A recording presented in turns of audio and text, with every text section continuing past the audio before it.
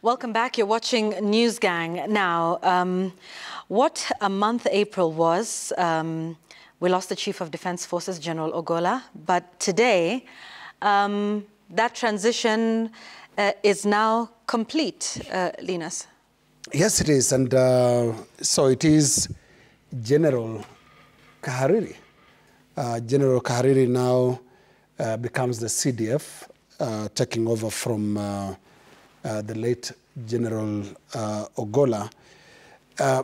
I feel that this has been commendably smooth, quick, and also controversy-free. And again, another moment of victory for the Tonje rules.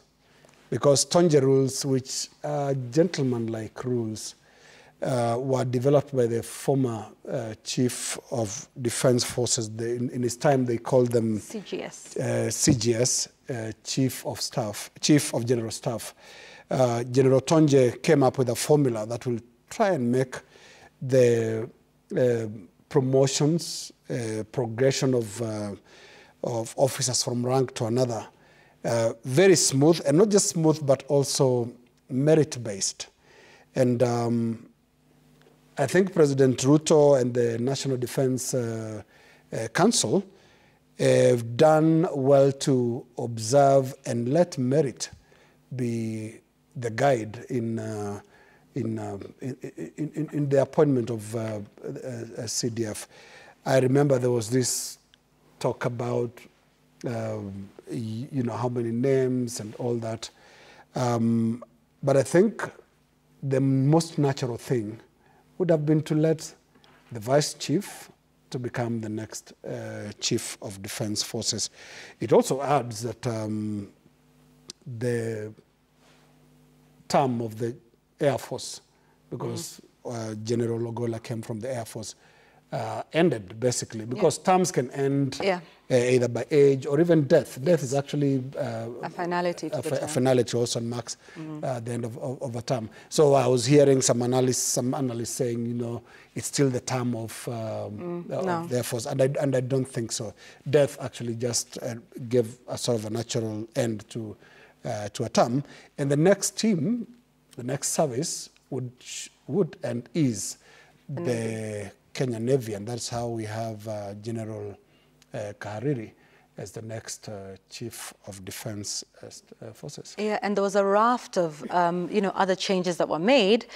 But in those changes, Jamila, history was made again today. History was made. And at least this one. Yeah, this one is a good one. way. Yeah, Major General Fatma Gaiti Ahmed is a Kenya Air Force commander. This is the first time a female has ever held that position. It's a big win, of course, breaking the glass ceiling. And don't forget that Major General Fatma Gaiti Ahmed first made headlines in 2015, if you remember, when the then President Uhuru Kenyatta promoted her to the rank of brigadier. At the time, when she was being promoted, she had served in the service for about 32 years. She enlisted in 1982 before serving under the Women's Service Corps. And then in 2021, she was promoted to the rank of Major General. Of course, now this remarkable career keeps getting solidified with all the appointments. She became the first woman to ever rise to that rank in the military.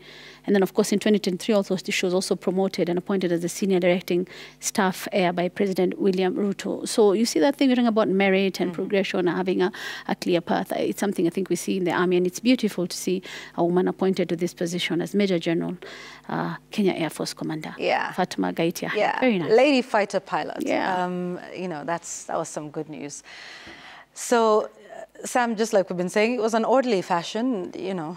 Right. Following tradition, following the law. And again... nice and clean and tidy. Upon the advice of the Defense Council, which is chaired by the Cabinet Secretary for Defense, Aden Duale. I mean, the statement cites that. And it's also important to note that there has been a change at the leadership of the Kenyan Navy.